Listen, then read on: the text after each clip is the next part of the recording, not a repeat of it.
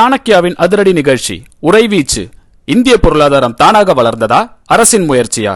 Doctor R Vaidyanathan முழங்குகிறார். ஜூலை 20 சனிக்கிழமை இரவு சரியாக 7 மணிக்கு சர்தார் வல்லபாய் பட்டேல் ஆடிட்டோரியம், பீலமேடு, கோயம்புத்தூர்.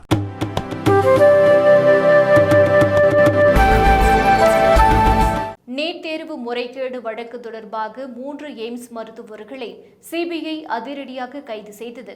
இளநிலை மருத்துவம், பல் மருத்துவம், ஆயுஷ் மற்றும் அது தொடர்பான படிப்புகளுக்கான நீட் நுழைவுத் தேர்வு கடந்த மே 5ஆம் தேதி நடந்தது.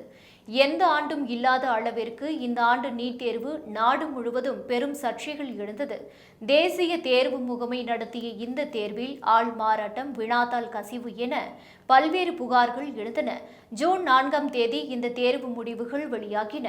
அப்போது மேலும் பல முறைகேடுகள் அம்பலமாகி இருந்தன. குறிப்பாக எப்போதும் இல்லாத அளவாக 67 மாணவ மாணவிகள் முழு மதிப்பெண்ணான 720 மதிப்பெண்ணை பெற்றிருந்தனர்.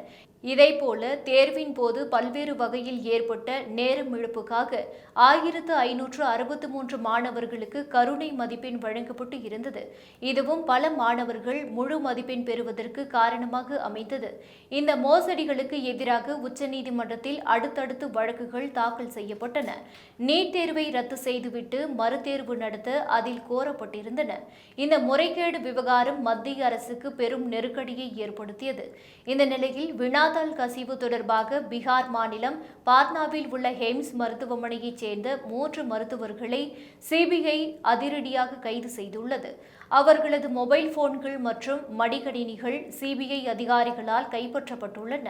வினாத்தாள் கசிவு வழக்கில் தொடர்புடைய கும்பலுடன் எய்ம்ஸ் பாட்னா மாணவர்கள் தொடர்பில் இருந்ததாக கூறப்படுகிறது.